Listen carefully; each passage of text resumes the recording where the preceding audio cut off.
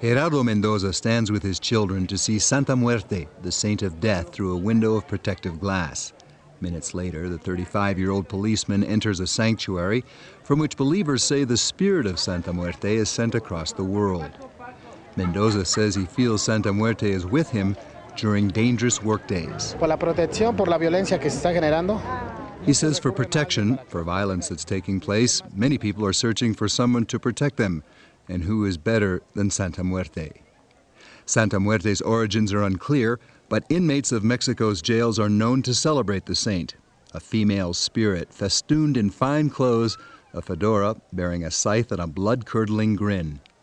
Rejected by Mexico's Catholic Church, she nonetheless has 2 million known adherents in Mexico, people such as Octavio Lopez, who travels for 4 hours on the first of every month to ask for salvation. No hay Dios tan grande como tú, fuerte todos. Self-styled priest David Romo leads Mexico City's Santa Muerte devotees. He's battled the Catholic Church, which brands Santa Muerte as a satanic influence that attracts the country's drug cartels and kidnappers. Romo rejects that notion. Hay gente que dice, no, es que la crisis te va a pegar, muchachos. Romo tells his followers, there are people who say the crisis is going to hit you. People, I know the situation is bad in Mexico. But he says if you follow Santa Muerte, you'll be protected now and in the afterlife. Death has been an accepted theme in Mexican culture dating back to pre-Hispanic times.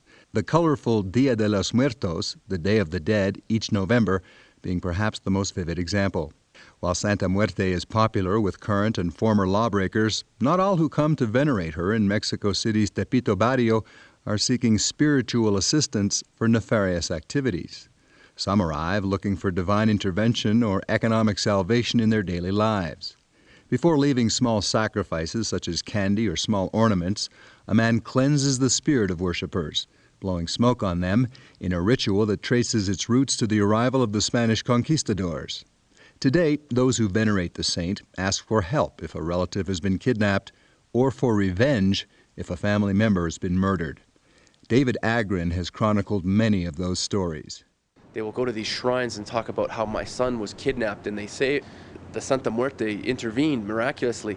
The ironic part is that the kidnapping gang was also praying to the Santa Muerte. So Santa Muerte protects those that are kidnapped and also supposedly enables the kidnappers. Though supposedly confined to Mexico's marginalized classes, Santa Muerte has sparked a rapidly spreading movement, extending from Mexico City to mountain villages to affluent northern cities such as Monterrey. Many Mexicans living in the U.S. are also ardent followers of Santa Muerte, often returning to Tepito when they're back home for a visit. Many of the people flocking to Santa Muerte shrines across Mexico remain devout Catholics, and they say veneration of the Saint of Death does not imply rejection of the Church. They simply say, we all have a rough and tumble life, and Santa Muerte doesn't judge us. She accepts us for who we are and protects us. For the World, I'm Lorne Matalon in Mexico City.